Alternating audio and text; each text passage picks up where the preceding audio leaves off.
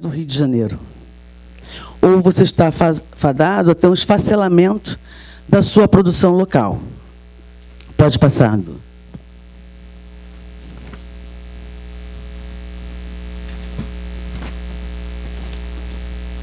A partir, então, dessa escuta, foi necessário que nós nos preocupássemos em definir quais seriam os eixos estratégicos dessa gestão. O que necessariamente nós precisávamos fortalecer? Qual a política cultural que era desejada para a cidade? E, assim, definimos 5 eixos estratégicos. Pode passar, Edu.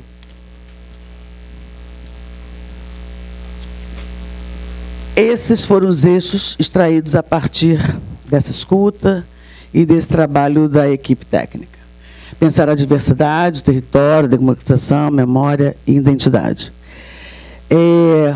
Vou passar agora como é que se deu o desdobramento para a definição não só desse processo e da política de gestão. Pode. Então, aqui, como eu coloquei para vocês, trabalhamos essa gestão ampliada e participativa. E aí, apesar de tanta cobrança que, às vezes, algumas pessoas fazem sobre essa participação, nem sempre elas estão preparadas para isso, né? Muitas vezes, o preparo é para criticar, muito pouco para contribuir, para sugerir, para efetivamente ser dona da construção, né, de uma política. E aí eu vou aqui exemplificar, por exemplo, eu já era membro do Conselho Municipal de Cultura. E a queixa do Conselho era sempre essa, a não participação efetiva na construção. E no momento em que me torno secretária e automaticamente a presidente do Conselho, então chamo esses pares para essa construção, eu não encontrei essa disposição, né? Isso é fácil de você fazer um test drive, é só você dar um trabalhinho de casa que não vem.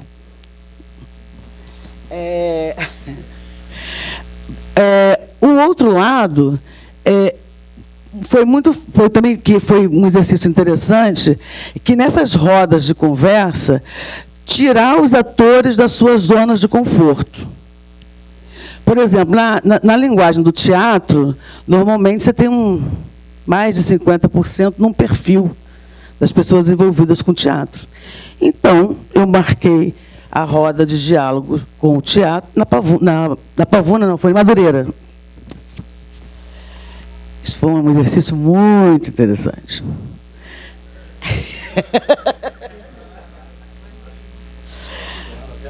Muito interessante, né?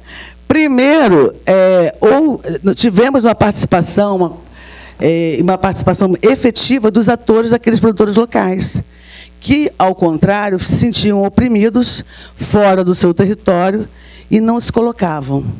E tivemos contribuições muito interessantes, muito pertinentes, né?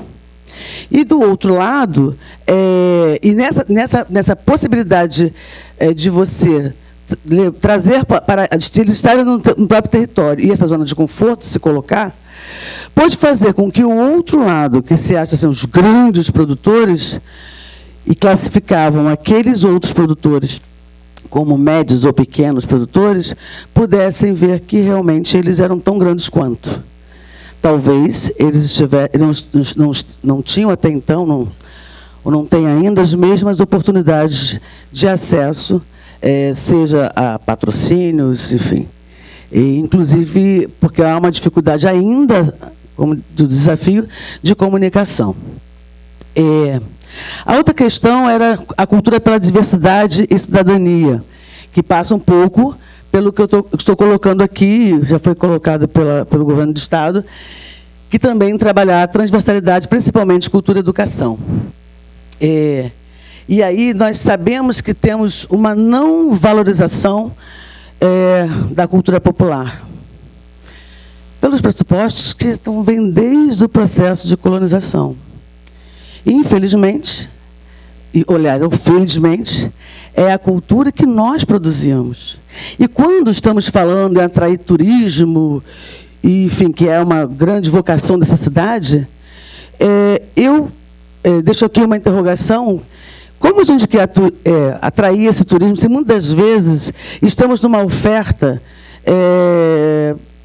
de copiar um modelo que está aqui ou ali e não fazer pulsar o que é nosso e que é a diferença, né? Quantas cidades do mundo, como, por exemplo, em Buenos Aires, o Caminito, você atrai o mundo todo, né, por uma questão local.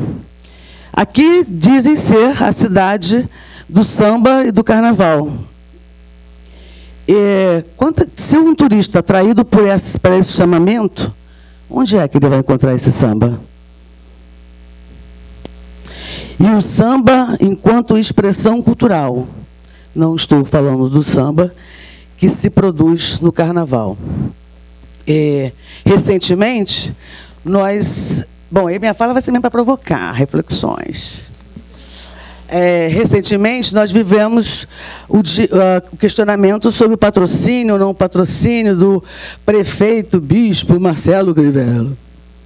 Nossa, até meme com a minha figura rolou aí, né? E a pergunta era, nossa, a secretária do samba não está... Bom, eu tive que pedir licença à Rio Tour para poder entrar em ação para intermediar que houvesse finalmente um encontro com o prefeito para tratar desse tema, já que eu conhecia o cronograma desta cadeia de construção. Ponto. Dali para frente, infelizmente, a escola de samba se vê apenas como entretenimento. Não cabia a minha pasta, que era a alma daquele negócio.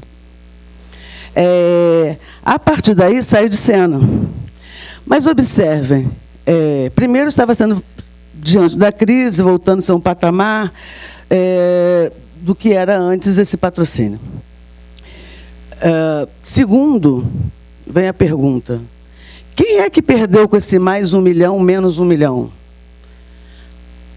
O ritmista? A porta-bandeira? A baiana? Quem custa 1,5 milhão é o Paulo Barros. Segundo, quando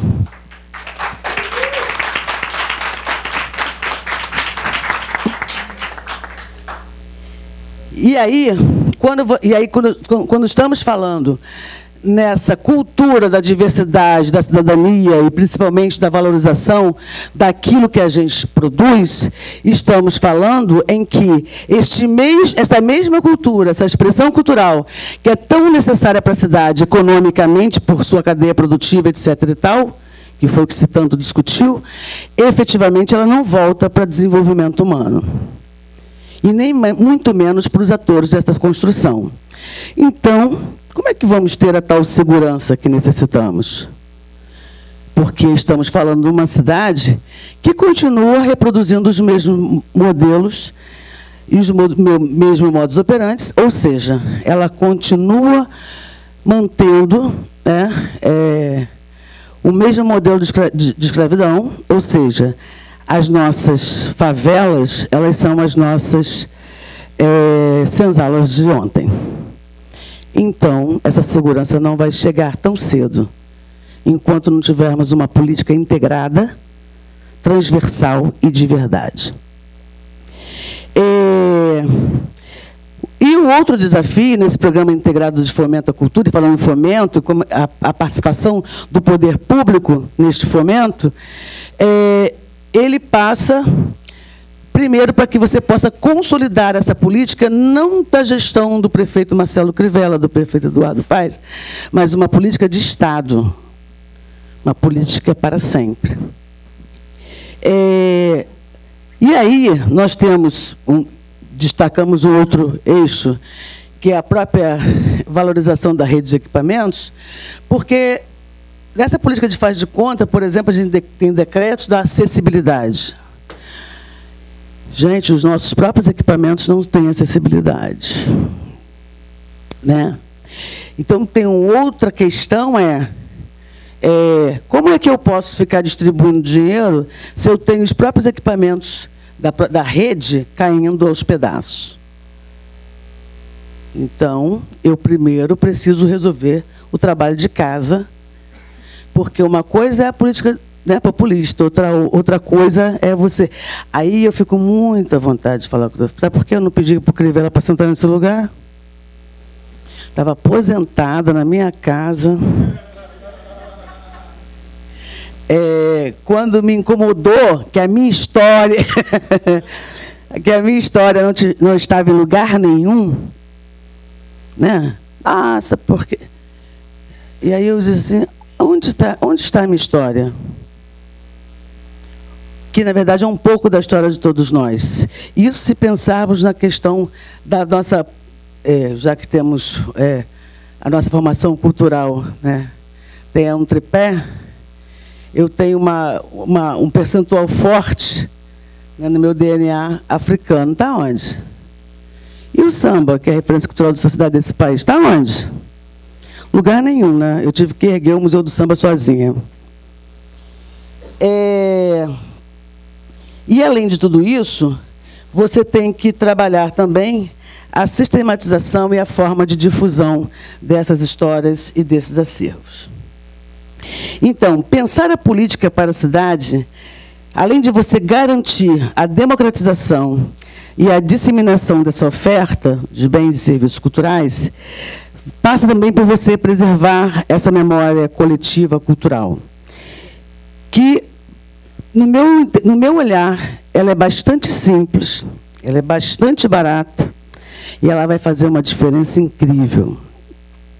Inclusive, para estimular essa cadeia produtiva da cultura, inclusive para estimular as atividades culturais, a economia criativa. Pensar o fortalecimento de um calendário anual para a cidade. E principalmente pensar essa agenda junto com a questão do turismo.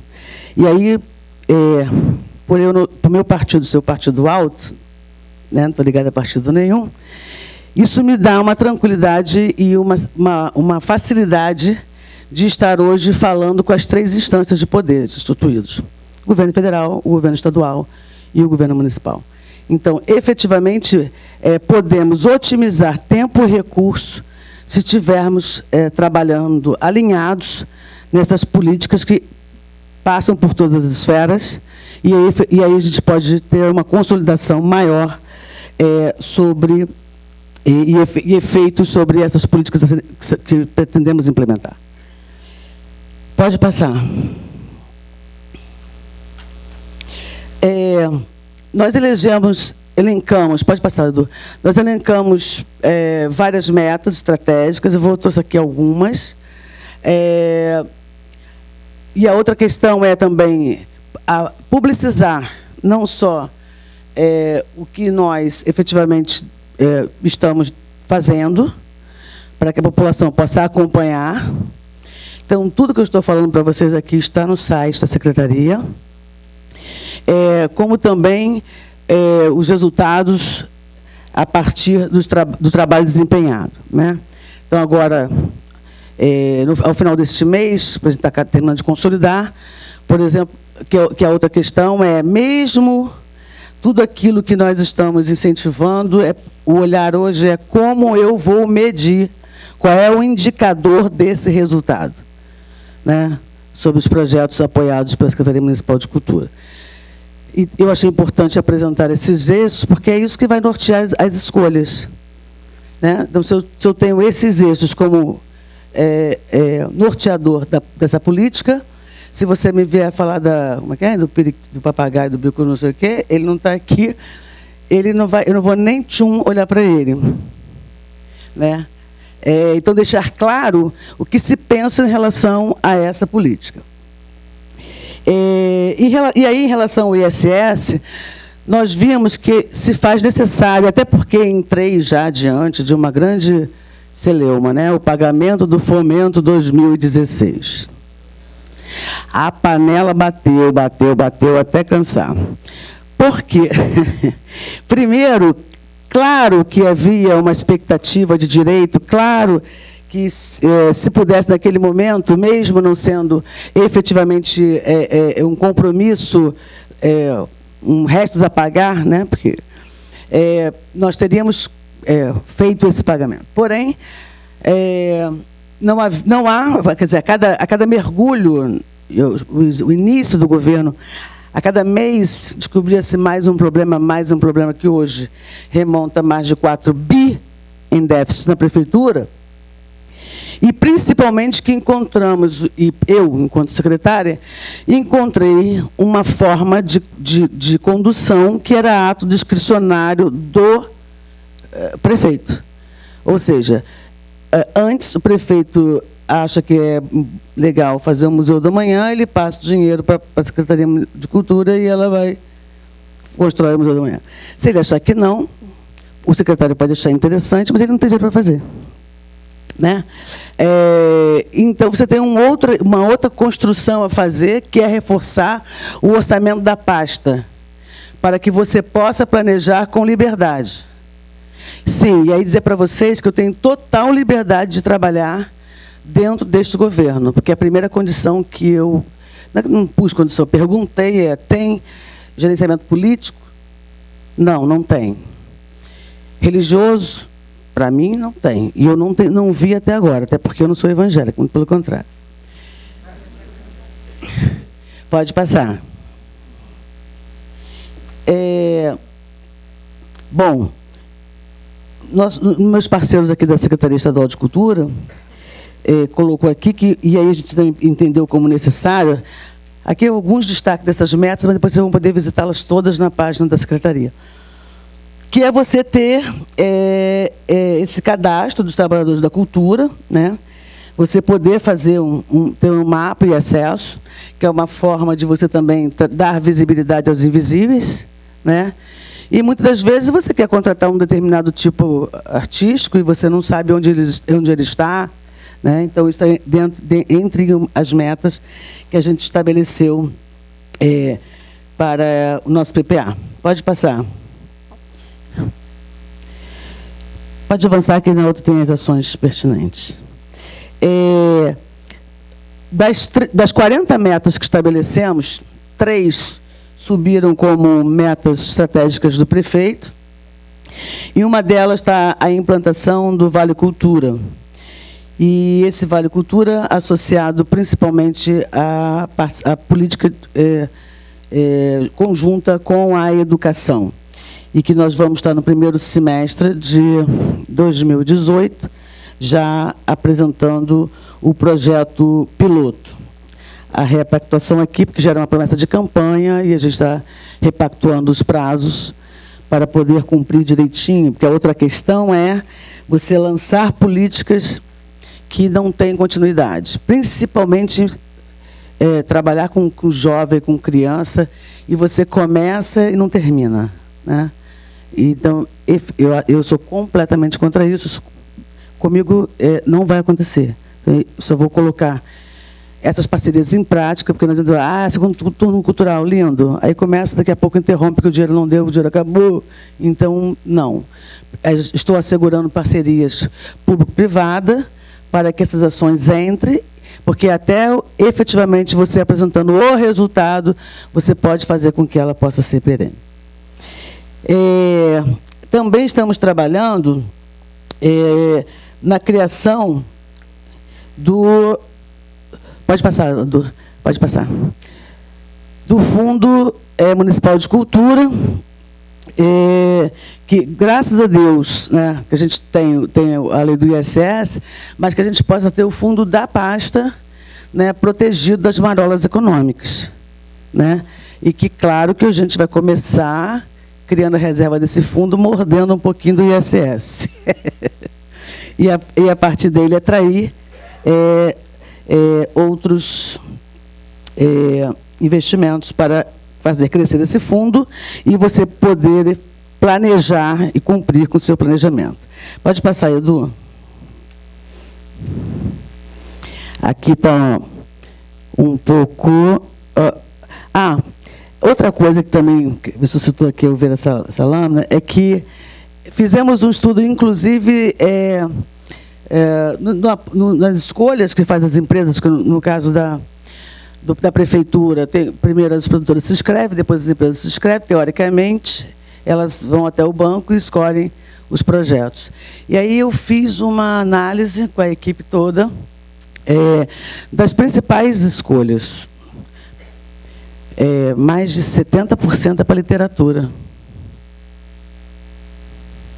Bom, hoje eu não trouxe aqui, mas oportunamente vocês podem acessar isto, porque vamos ter um grande seminário agora, assim que terminar a inscrição dos empresários, eu vou chamá-los todos os inscritos para uma conversa que vai ser aberta ao público, para que eu possa, informalmente, em alguns outros eventos, eu andei perguntando por que a sua empresa só gosta de patrocinar livros. Principalmente para aquele que eu descobri que a filha dele tem uma gráfica, claro. Mas, e efetivamente, tem alguns setores que sempre ficaram descobertos. Também percebi que alguns empresários nem percebem isso. Ele tem lá um diretor de marketing, enfim, que está responsável por essa área, e alguns ficavam com cara de espanto. E eu via que ele desconhecia isso. Então, eu vou chamar a atenção disso de uma forma ventilador, né? Vamos colocar esses gráficos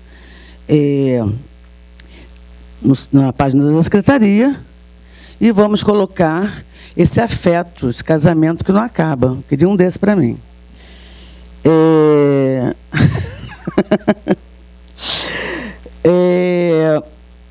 Pode passar, Edu. Vai. Isso aqui já falamos, né? Que a questão da... fizemos um diagnóstico em toda a rede. Fizemos... outra questão como também você mobilizar e sensibilizar e trazer para a cena, né? Porque a Secretaria Municipal de Cultura ela tem várias formas de gestão dos seus 62 equipamentos, que por cogestão, seja ela por OS, em outros casos residência artística, em outra situação ONGs.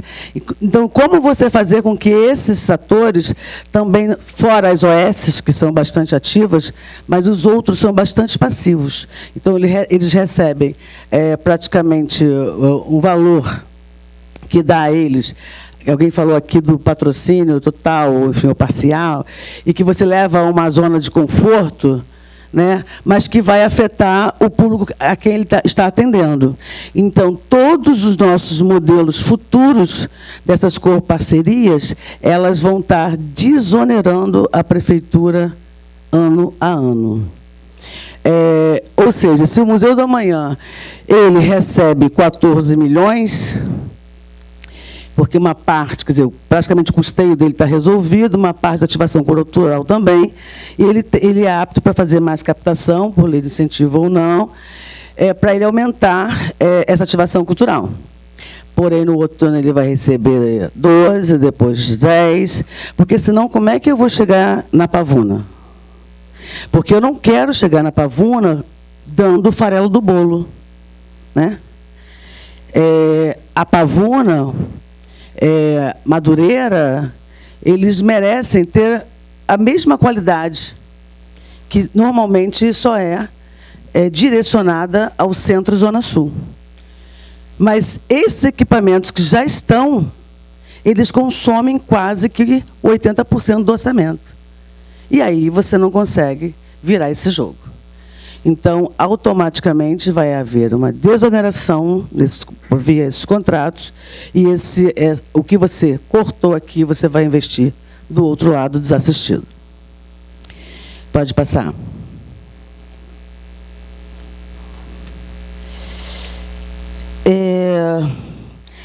A outra questão, vou usar o samba aqui, porque posso falar disso com propriedade, apesar de reconhecer a ausência de políticas públicas em alguns setores, se faz necessário também a capacitação desses atores.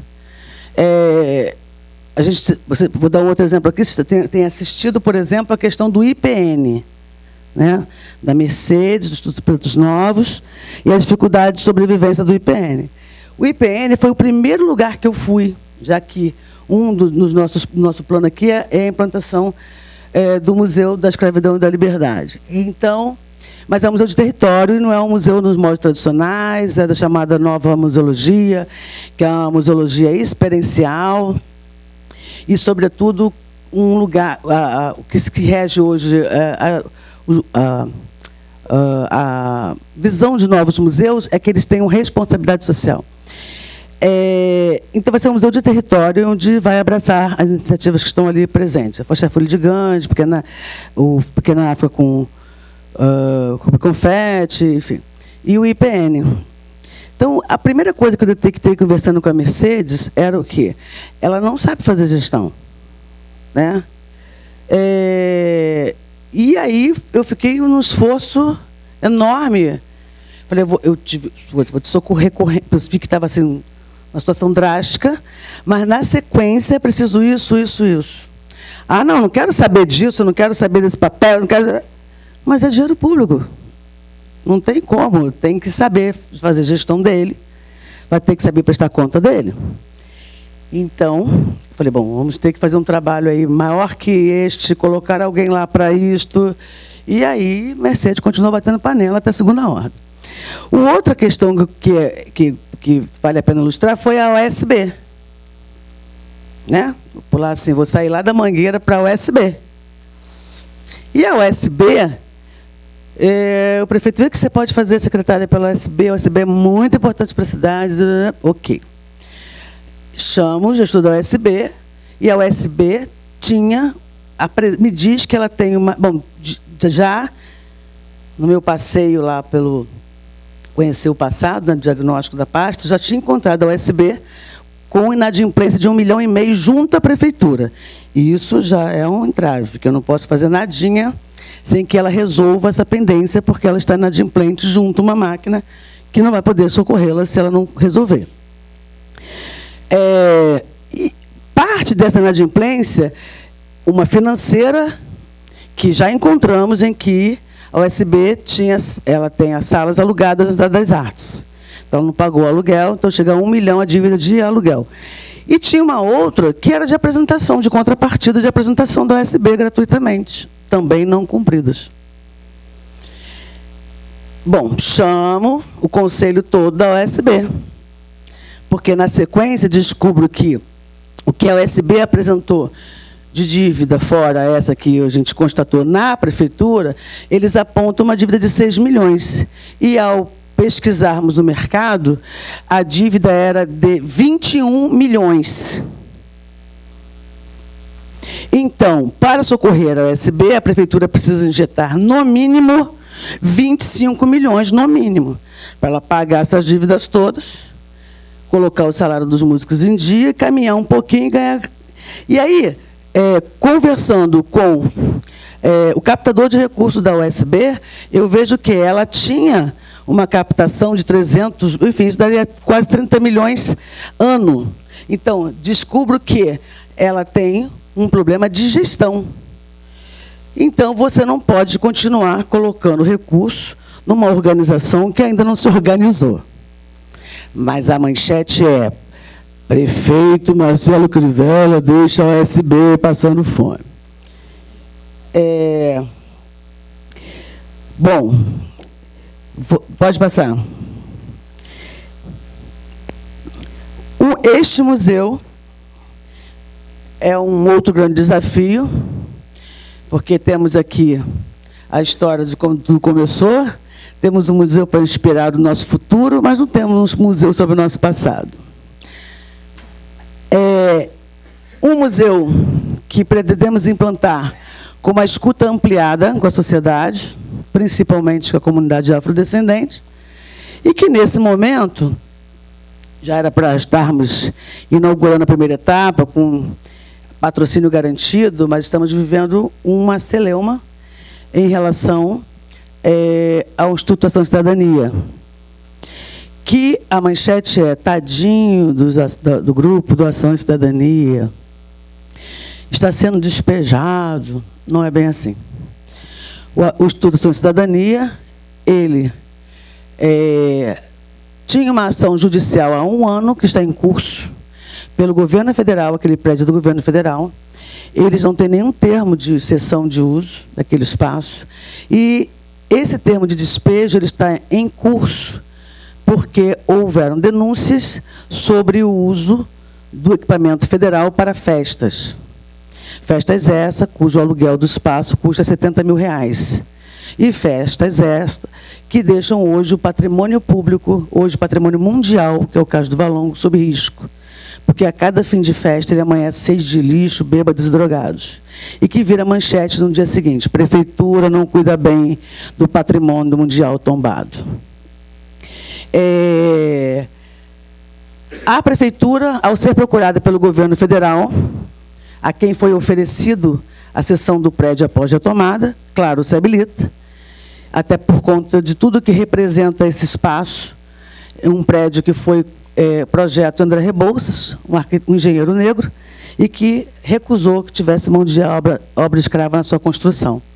Então, não só pelo seu histórico valor simbólico, estou esperando o fim do que acontece com o governo federal e o Ação, que depois de 10 anos voltou a fazer doação de cesta básica para os funcionários do governo do Estado que estão sem salário, para tentar justificar, talvez, não sei, a sua existência.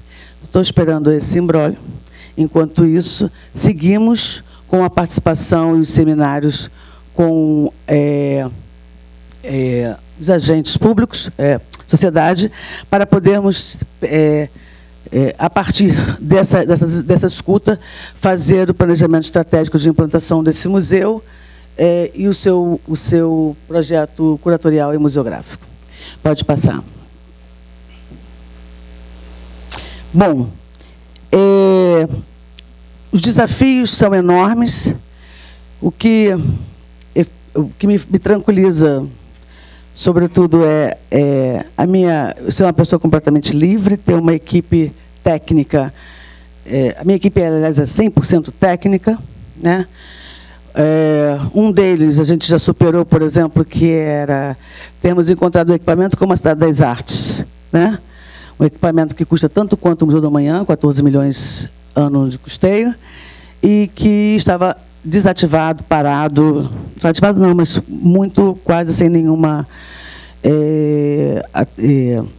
agenda cultural. E hoje não só ele tem uma agenda diversa, que vai do bebê ao idoso, e nesse primeiro semestre mais de 50 mil pessoas já frequentou ali a Cidade das Artes, e a Secretaria Municipal de Cultura, em todos os seus equipamentos, já teve mais de 3 milhões e 500 mil pessoas por todos os seus equipamentos. Isso, em relação ao mesmo período do ano passado, significa mais de 150 mil pessoas hoje a mais neste primeiro semestre de 2017. E se considerarmos a conjuntura econômica, a violência, e que o ano passado nós tínhamos as Olimpíadas, o Museu da Manhã como novidade, só o Museu da Manhã impulsionou esse número de mais de 1 milhão, então estamos bem, obrigado. Claro que o desafio ainda é aumentar ainda mais essa comunicação, né? Além de tudo isso, atrair esse investimento, dinheiro novo, porque a máquina está complicada.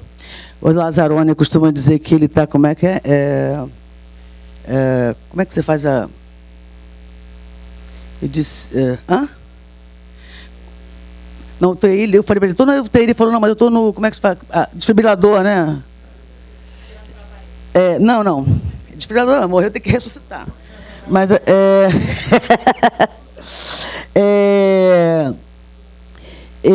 principalmente, então, a gente precisa atrair esse dinheiro novo, a questão da sustentabilidade, e como eu estava falando para vocês,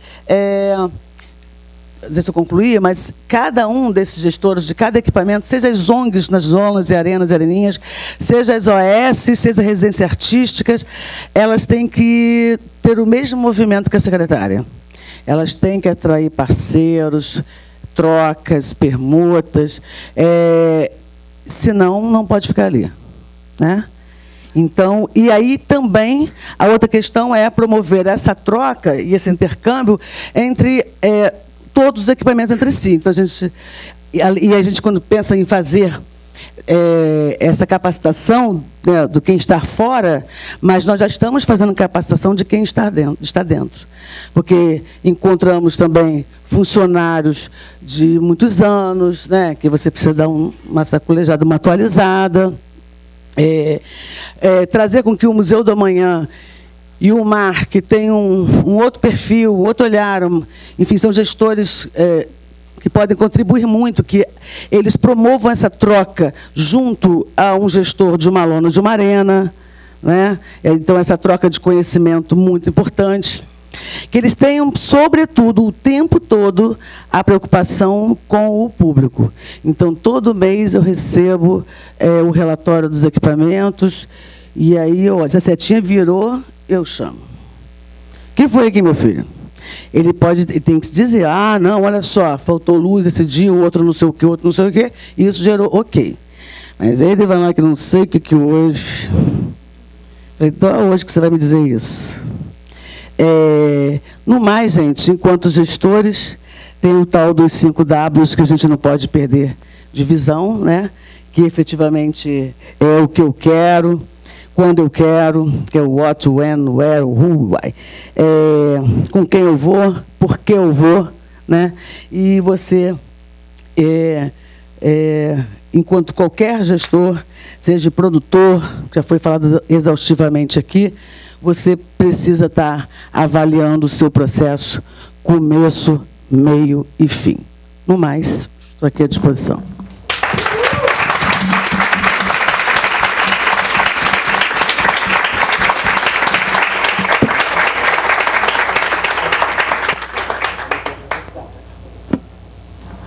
Vamos lá para as perguntas? Vamos lá, ficar esperto aí, ó. Tem gente pra caramba. Vamos lá. Boa noite. Meu nome é Matheus, sou da Zona Oeste. Obrigado pela sua fala, me sinto muito representado quando você fala que você está tirando essa visão aí, Zona Sul e centro da cidade, trazendo para os outros meios. E minha pergunta é exatamente isso. A gente tem 2 quilombos viventes em Jacarepaguá, reconhecidos. A gente tem o maior parque florestal urbano do mundo em Jacarepaguá e ali pela Zona Oeste. A gente tem pontos culturais em Campo Grande, Santa Cruz e ali. Eu queria saber como a Secretaria Municipal de Cultura está trazendo o que ela vai fazer por essa área. Que muito se fala, e quando você vai falar de Zona Oeste, fala de Barra. Entendeu? Aí me falam aí que, tipo, a pessoa anterior falou sobre que vai fazer um festival junto ao Rock in Rio, no centro da cidade, mas esquece que a Zona Oeste não é só Barra. A Barra não, ali na Barra, quem vai para a Barra fica na Barra e morre na Barra, ponto. Ele não vem para reconhecer ali o maior parque florestal urbano do mundo. Ele vai para a Floresta da Tijuca, ele não vai ali para o lado, onde que é ali do lado. E muito menos conhecer ali os quilombos, as feiras, as pessoas que moram ali e muito mais. Eu queria saber como a Secretaria de Cultura vai fazer, qual é o projeto dela para essa área? Bom, em primeiro, tudo que a gente apresentou aqui, né, do que estamos planejando de ação, ela vai estar chegando em todos os pontos. Por exemplo, eu reparei que, por exemplo, Ilha do Governador, Sepetiba, não chega nada, né? Então, agora, mais do que... e aí, neste momento, daqui para dezembro, a gente está com propostas abertas, editais abertos, porque também, assim, as pessoas, elas precisarão se movimentar, né? Elas precisarão se movimentar, que é um outro exercício que nós estamos provocando.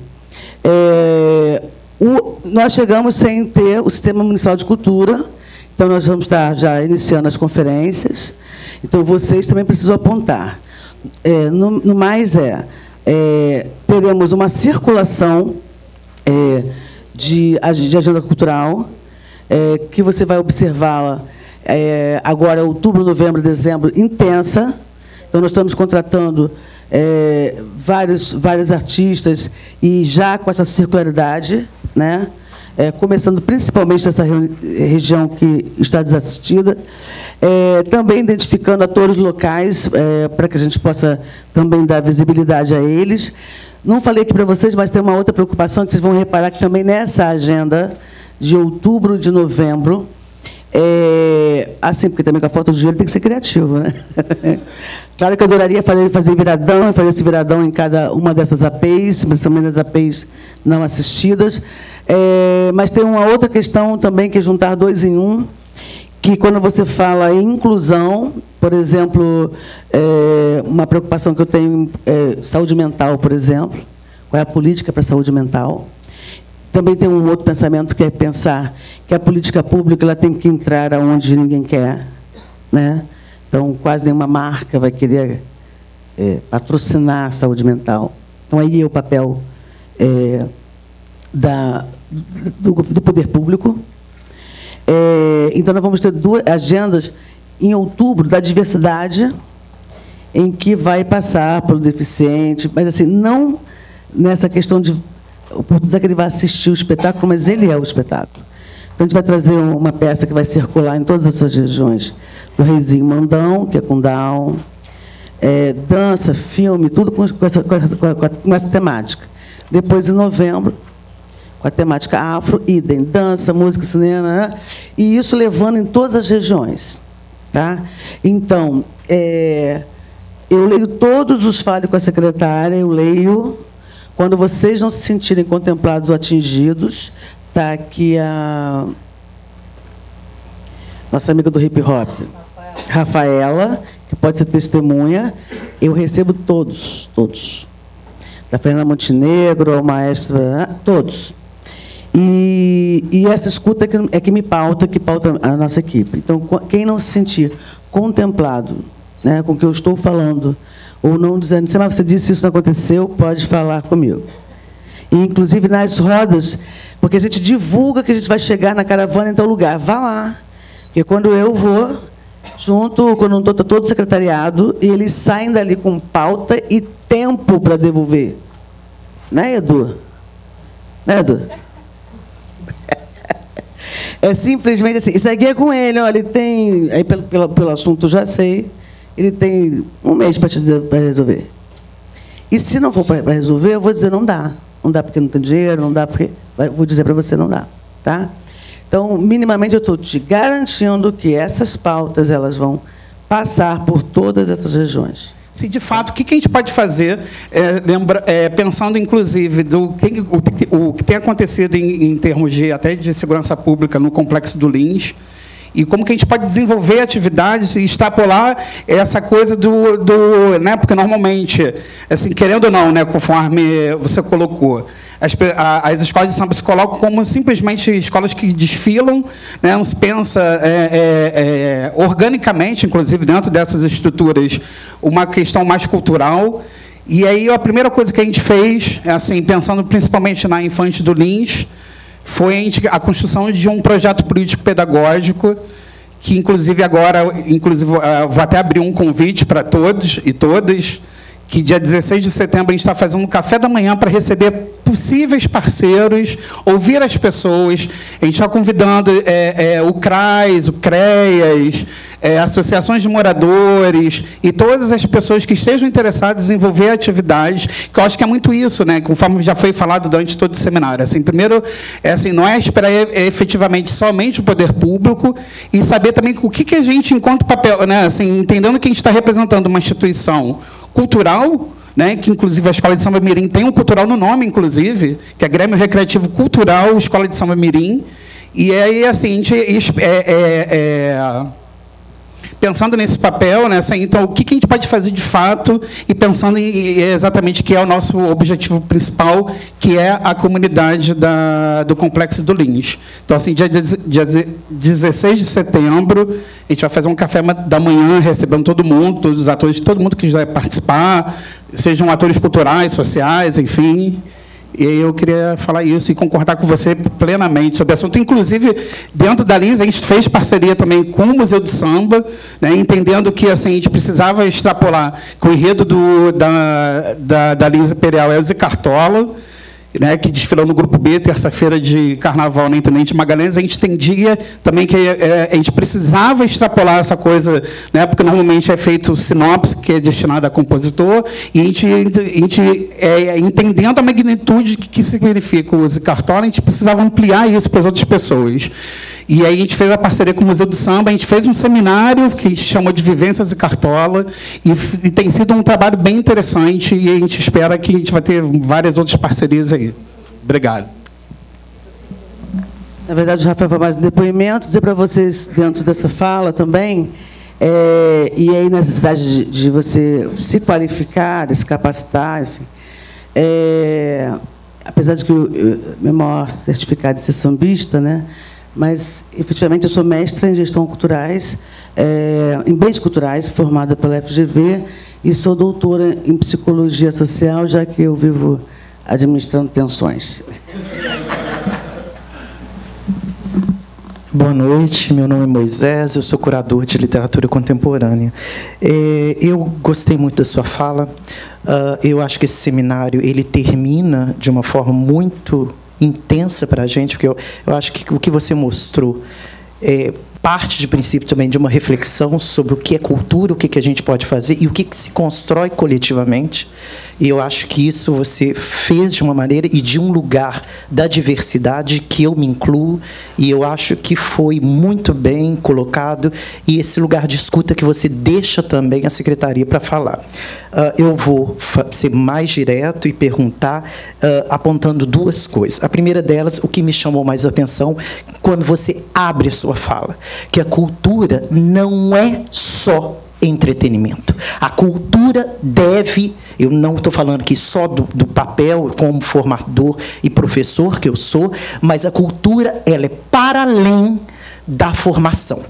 Porque nós estamos falando de valores, nós estamos falando de pessoas, nós estamos falando de heranças, nós estamos falando de nossa gente. Ou seja, a gente precisa resgatar isso. Ou seja, é importante lá no Museu da Manhã? Mas o que aquele legado vai deixar para as nossas crianças? O que aquele legado vai deixar também para os nossos idosos? Pensar sobre isso. Então, achei que isso, enquanto formador, brilhante. Então, parabéns, é isso aí. A minha pergunta, eu não vou alongar, mostrando o lugar de embate que, muitas vezes, apesar do lugar de privilégio que eu estou sendo uma pessoa branca, no ano que vem, eu tive que brigar com a comissão, porque eu estou no 3º ano de seminário de literatura contemporânea, e essa classificação que eu acho errônea de pensar literatura contemporânea como algo para classe A ou B. E aí eu desafiei, falei, sim, vamos ter um seminário de literatura contemporânea da escrita negra. E apontei, inclusive, uma editora que é nova, que chama Malê, que tem feito um trabalho aí de valorização do público negro nessa cidade. De forma que não era para eu ter esse tipo de embate. Porque achar que uma pessoa da classe C, D, pavuna desculpa, o raio que o parta, não tem acesso ou não sabe refletir, como foi homenageado esse ano na Flip Lima Barreto, é algo assim, é inacreditável. Para não usar outra palavra. Então, eu penso, exatamente, eu acho que a gente tem que parar de achar que eventos dessa natureza, seminário de literatura contemporânea, é algo só para pessoas de classe A e B. A gente precisa usar os equipamentos públicos, estar nos circos, né? Não tem os circos municipais aí espalhados na Ilha do Governador, não sei, e transferir, fazer essas oficinas também nesses espaços. Então, esse lugar. A minha pergunta é essa, que foi o que eu coloquei na comissão quando eu bati o pé e falei, vamos realizar sim. Como consolidar ações efetivas que possibilitam integrar o acesso de todos, repito, de todos, sem distinção, aos equipamentos públicos culturais, garantindo assim a formação. Porque eu não quero que a pessoa vá ao seminário, eu quero que ela tenha conhecimento de quem fez a formação, que são os oficineiros, e preparou aqueles jovens para que suas escritas fossem publicadas de fato. É isso. Obrigado pela sua colocação, eu acho que foi super importante. E eu digo para você, o racismo no Brasil ele é estrutural. recentemente eu tive uma conversa com a Elisa, esposa do Abdias, e aí por isso que eu fiz questão de abrir para vocês o ponto que a gente tem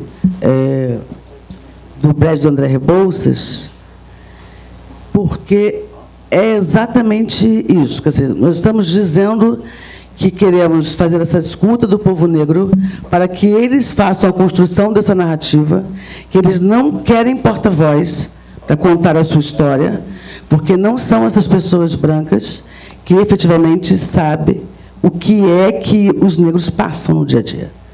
Ele vai relatar, vamos dizer assim, minimamente sem emoção, né? Minimamente sem emoção. E isto passa por subestimar, e aí, quando eu estou falando dessa circularidade, estou falando de levar todos os tipos de linguagem, né, todos os tipos de artistas, consagrados ou não, que alguns, as estrelas, enfim, a estrela brilhou, se tornou conhecido, para todas essas regiões, né, porque ainda há... as pessoas subestimam a capacidade do outro de compreender. E a gente pode, vou voltar aqui à questão, que isso foi bem recente, do Carnaval, que quando as escolas, os donos das escolas, continuaram pensando que aqueles sambistas ainda estavam sem a capacidade de raciocinar sobre seus usos, chamaram para uma passeata, enfim, não foi ninguém. Já tinham 20 pessoas que eu olhei da janela e contei. Isto é o reflexo do que o Rafael citou lá, de 15 anos, quando a gente implantou o Museu do Samba. E quando eu implantei aquele museu, e aí disse, isso eu falava com o ministro, falava com o secretário de Cultura, falava com o outro, e aí ninguém... Ah, claro, nossa, sim, tal. Então eu disse, ok, então ninguém está dando atenção, eu vou levantar esse equipamento. E, por meio dele, eu vou denunciar isto, né, esses usos. E, durante o tempo todo, eu vim fazendo seminários com sambistas. E aí eu dizia para o cara da bateria, meu querido, se você der uma parte, ensinar pauta, enfim, para o músico, ele vai me dar o instrumento, ele vai tocar, até uma criança vai tocar o violino, o violoncelo.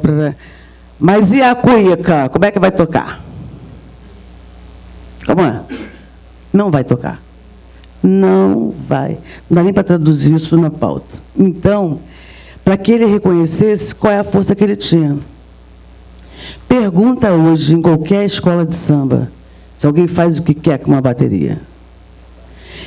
E nem eu tinha dimensão macro, né, de que aquele trabalho de 15 anos, quase que sozinha, já estava... Eu não gosto de falar com isso, me emociona, tinha chegado a esse ponto, onde, quando chamaram... ia pensar que uma escola de samba tem 3.000 pessoas, cada aula tem no mínimo 100, você não tinha 20 de 3 escolas querendo fazer um movimento de desagravo? Então, eu digo para você que eu sei o que é subestimar, eu sei o que significa isto, e ainda a valorização do chamado... Minha avó, quer dizer, não é letrado. Minha avó era uma pessoa autodidata. Eu venho de uma história que é de muitos negros, né, de ser a única doutora da casa. Mas nunca deixei de dar o valor a essas pessoas, efetivamente, porque é o tal do notório saber, né? E são elas que sustentam no seu corpo, na sua oralidade, a nossa cultura e a nossa história. Tá? Respondi?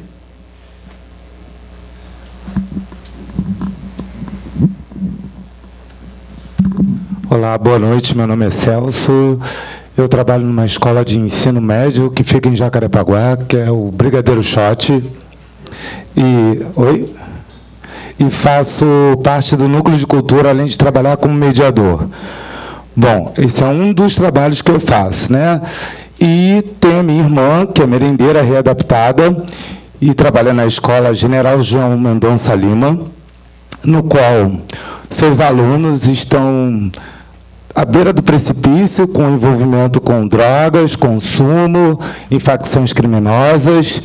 E essa merendeira, que é subestimada, né, está fazendo um projeto, eu junto com ela, que é o nome Escola Lugar de Paz. Bom, foi citado anteriormente aqui no seminário, o Léo Feijó citou, sobre esse problema grave da formação dos jovens, né, que daí que gera toda essa violência, todo esse descaso. E o que a prefeitura faz, né? O que a Secretaria de Cultura da Prefeitura faz? Bom, essa merendeira sozinha já contactou alguns artistas, a Orquestra Sinfônica da Maré estará presente, então a gente está pedindo apoio e recursos aos amigos nas redes sociais para que possa ter o mínimo para receber esses artistas, né, que vêm da Maré, que vêm de uma situação de risco também. Bom, questiona a prefeitura, o que pode fazer? Já que não tem dinheiro, por que não há uma parceria devida e presente, né? Pessoas que possam estar nos ajudando, nos assessorando, porque até então não somos ninguém perante a sociedade que faz e acontece.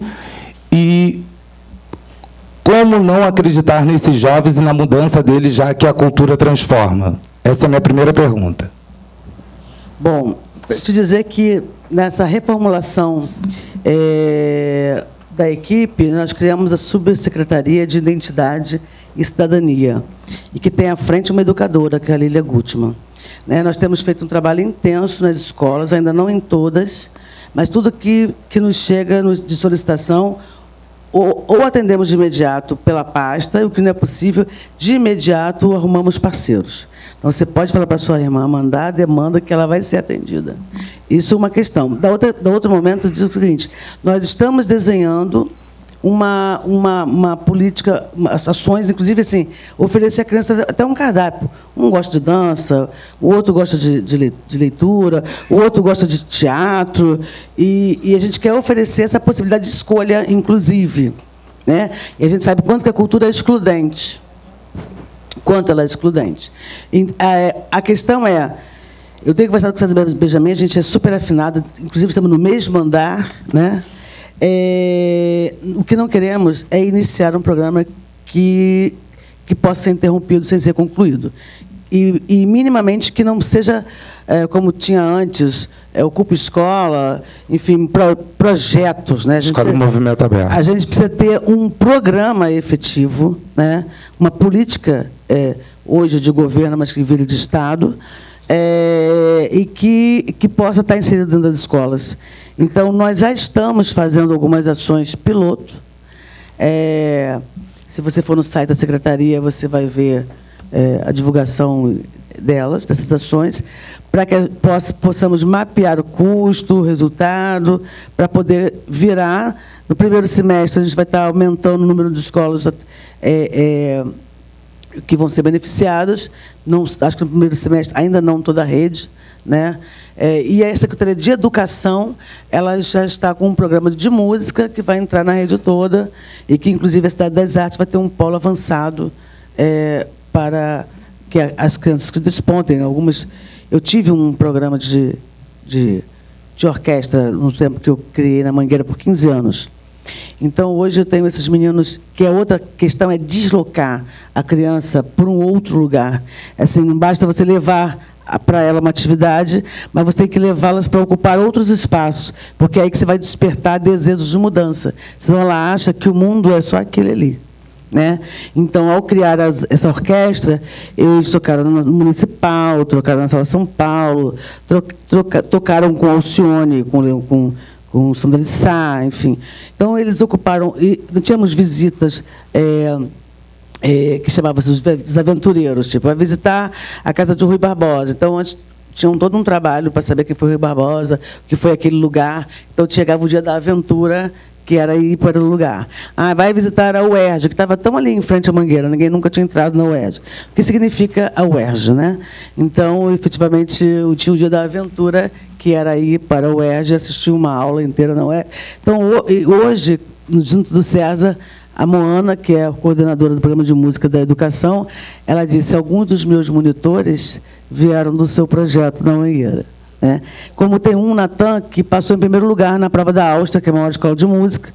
Se vocês botarem o Natan no Google, vocês vão ver, sendo patrocinado pela Nextel. E egresso desse programa. Então, assim, a gente faz com que eles possam aprender a ousar, a empreender e não temer, apesar das dificuldades que vão encontrar. Sim, vou aproveitar e vou fazer a segunda pergunta. Como funciona a gestão das lonas culturais, já que elas estão abandonadas e suas programações são decadentes? Bom, as lonas culturais, nós encontramos, elas são geridas por ONGs, né, por edital público, né, e elas estão, como eu falei aqui, nessa trabalho de requalificação, não só numa troca, né, com as outras parcerias que a gente tem de cogestão de órgãos e equipamentos que estão mais estruturados. Por exemplo, um equipamento que seja gerido por uma OAS, ele tem um outro olhar sobre esse modelo de gestão. Então, eles estão sendo...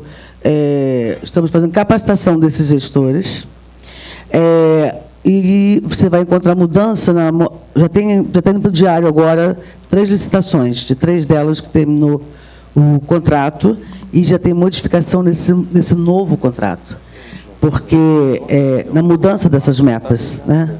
Porque, por enquanto, encontrei um bonde andando, estou apertando, mas a mudança efetiva ela vai nascer agora a cada virada de novo contrato. Lembrando também que saiu o edital, né, secretária, agora, de pessoa física e jurídica, onde você pode se inscrever e escolher a lona cultural mais próxima da localidade que você mora para fazer o seu projeto.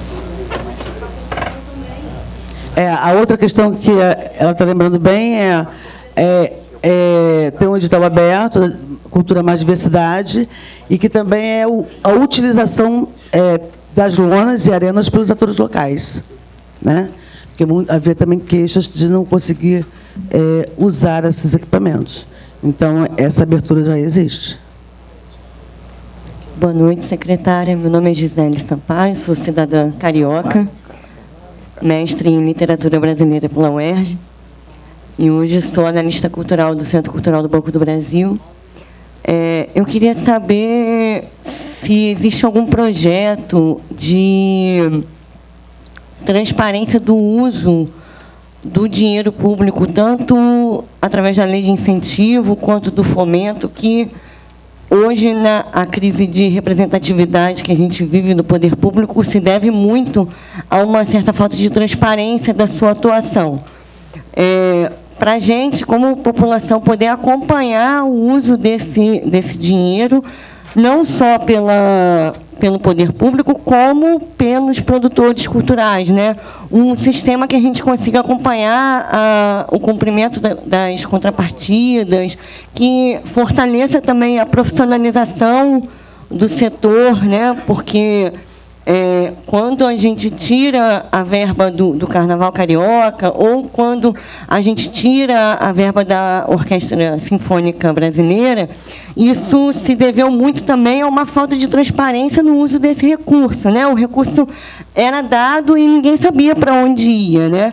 Se existe um projeto para tornar esses dados mais transparentes e aí auxiliar nós, como cidadãos, a fazer esse acompanhamento, a fiscalizar e também cobrar desses produtores culturais e das empresas que estão fazendo uso dessas leis de incentivo uma série de contrapartidas que são imprescindíveis para o desenvolvimento social, financeiro dessas áreas, né? A profissionalização dos trabalhadores do samba, a profissionalização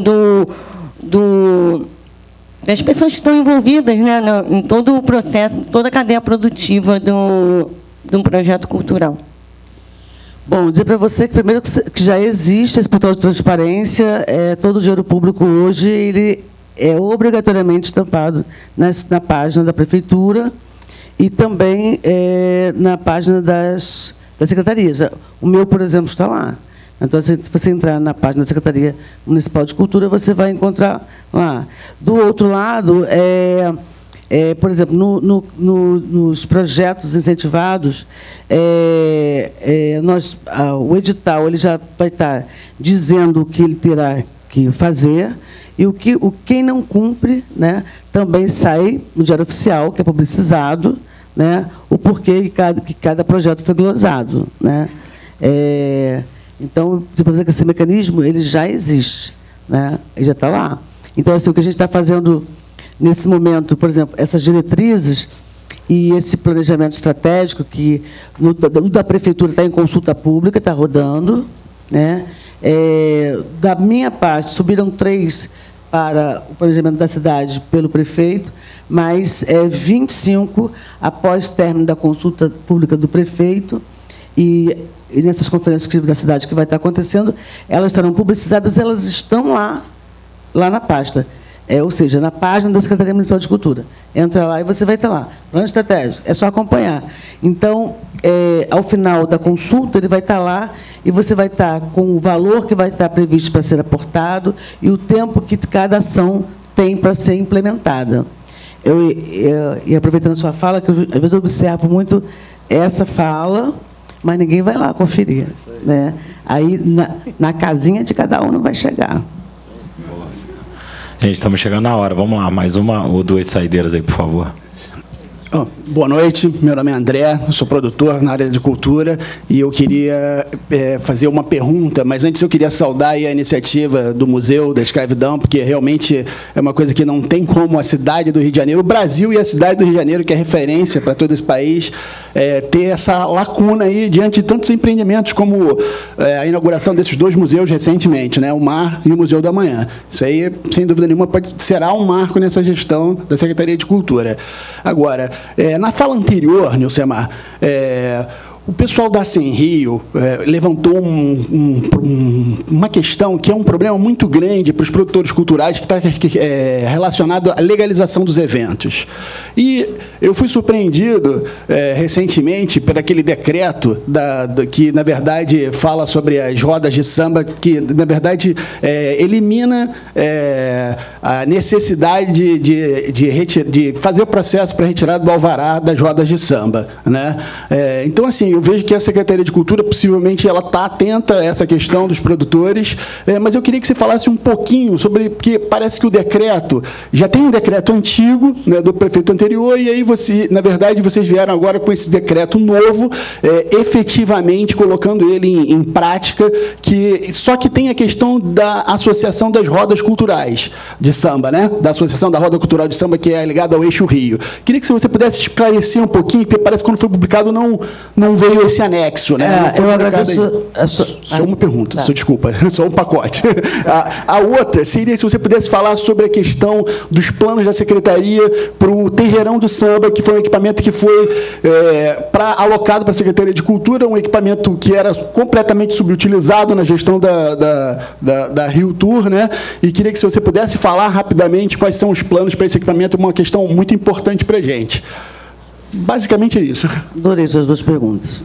Primeiro, que eu deixei de falar aqui, por causa do tempo também, mas uma questão um dos desafios é fazer essa cultura pulsar nas praças públicas, né? Então, a gente tem algumas agendas que serão a céu aberto. Esse decreto, bom, primeiro que reeditamos alguns decretos, como você bem colocou, que já existia antes, o da própria Rede das Rodas, como também das rimas, da Rede de Roda de Rima. E aí, por exemplo, vou pegar, antes da roda, vou pegar o da rima, por exemplo, eu vi... bom, 2 coisas. Uma, o decreto que saiu centralizando as liberações. E eu sou extremamente soldado dos produtores e da cultura. Aí eu subo no 13º andar e digo, Isaías, o que é isso? Né? Porque, assim, em alguns momentos eu preciso entender o que está bom. E aí tem aquela... Nós estávamos acostumados, muitos de nós, a um faz de conta. Em algumas questões, eu vou dar o exemplo do porquê. Ele me disse, Nilcemar, nós trouxemos para cá, publicamos esse decreto simplesmente para entender algumas questões. e, a partir daí, depois devolver e voltar ao sistema do jeito que ele está. Primeiro, todos sabemos que, em alguns casos, havia corrupção. O cara vendia a dificuldade da liberação para fazer a facilidade. Então, chegavam queixas e você não conseguia entender o que era aquilo. Tá? Ou, em outras questões, que você tem questão de ordenamento público mesmo também, por exemplo, a roda de rima. E aí tem um combinado, que assim, qualquer questão cultural, se por acaso chegar, você me traz uma questão, e como o colega colocou, você tem lá todo um processo, você veio e você é surpreendido por, enfim. Eu tenho uma equipe na Secretaria de Cultura que ela é acionada e aí eu que emito. Mando um ofício, se te procurar, enquanto eu vou ganhar tempo para resolver, e aquilo vai seguir com a minha assinatura. Bom, depois eu vou tentar entender, como eu vou dar o exemplo aqui da roda de rima. A roda de rima, no decreto que existia antes, ela tinha que, no começo do ano, final do exercício anterior, ou no máximo na primeira semana do exercício novo, entregar o calendário anual. Aí, eles não entregaram.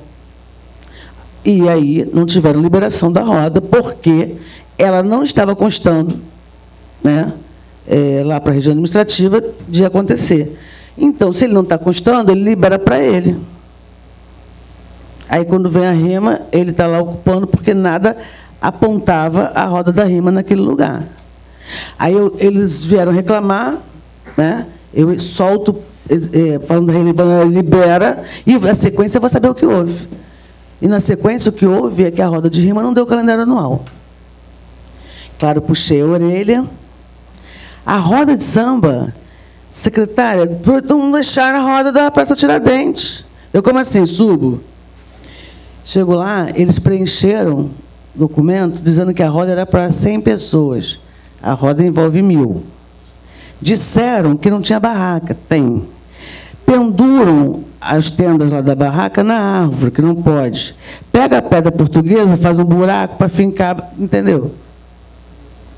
Então, assim, é um universo extremamente complexo, que não é bem pura e simplesmente como a manchete estampa.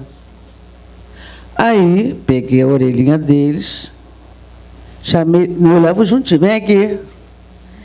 Bom, quero dizer para vocês o seguinte, nessa história toda, como tem um problema da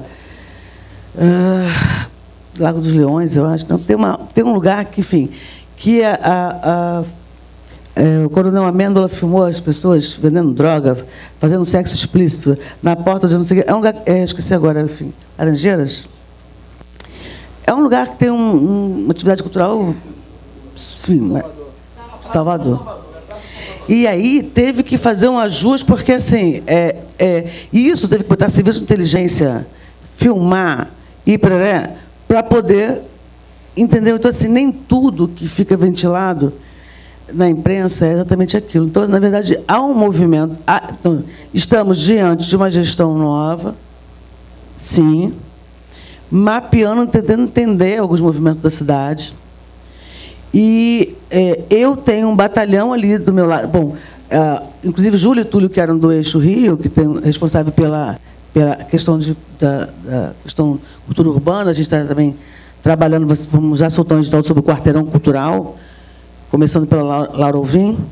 Então, fazer reconhecimento para começar a validar essas atividades culturais de rua. Porque essa é uma vocação natural dessa cidade. Né? Eu acabei de vir da Polônia, chega domingo, o dia inteiro você tem música em todas as praças, em todas as esquinas. Nossa, e é tudo que a gente tem aqui de muito, né? E que precisamos fazer. E, muitas das vezes, você inibe com essas ações até a violência, né? Porque você tem outro modo de oferta dessa cultura. Como vamos fazer o Rio Dança Rio, enfim, que vai ser em alguns pontos, em Bangu, no Porto Maravilha, como já estamos fazendo um piloto na Cidade das Artes, então todo sábado temos 500 pessoas um dia aulão de capoeira, outro dia aulão de zumba, outro dia aulão... Então, assim, que integra famílias, né? Nós temos vários jardins, coretos, tudo isso dentro da minha previsão de levar cultura para o ar livre. Terreirão do Samba. Nós soltamos no caderno de encargos, tá? Que já temos 2 entes, porque também cai na lógica de você...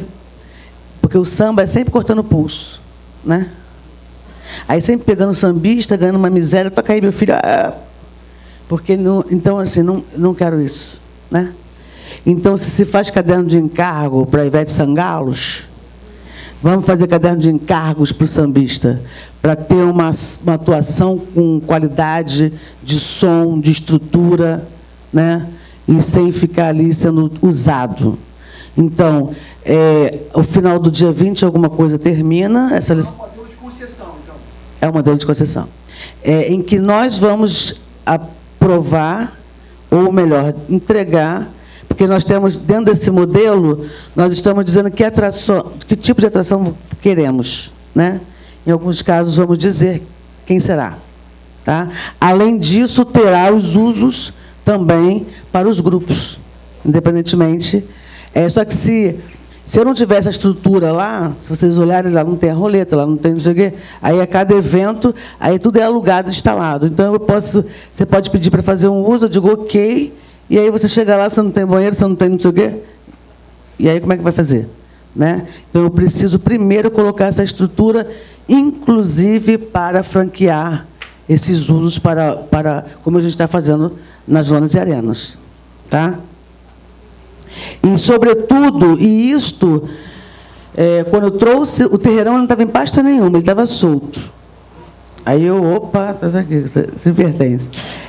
Até porque, no carnaval passado, foi uma pauta de rave, né, de funk, sei lá o quê, não tem nada contra, mas no dia do carnaval, aquela não era pauta para aquele dia e para aquele lugar. Né? Então, ele pode ter esses diversos usos, mas ele tem, o próprio nome dele arrasta uma temática de pertencimento para aquele uso daquele lugar. Mais alguma? Para fechar, hein, gente, por favor. Nilcimar, por gentileza, boa noite. Meu nome é Carlos Marcelo, sou um colaborador SAGRE. Muito se falou de inclusão aqui, é importante isso. E você falou em especial de algo que está relacionado comigo, que é saúde mental. Sou formado em psicologia, há 5 anos eu trabalho como voluntário na inclusão de pessoas com transtorno no mercado de trabalho. E me interessou a informação que você passou. Você poderia só dar uma ideia do que você pretende fazer com esse trabalho? Bom, no primeiro momento, o que a gente está fazendo na questão de saúde mental é dar acessibilidade e inclusão na área cultural. Né?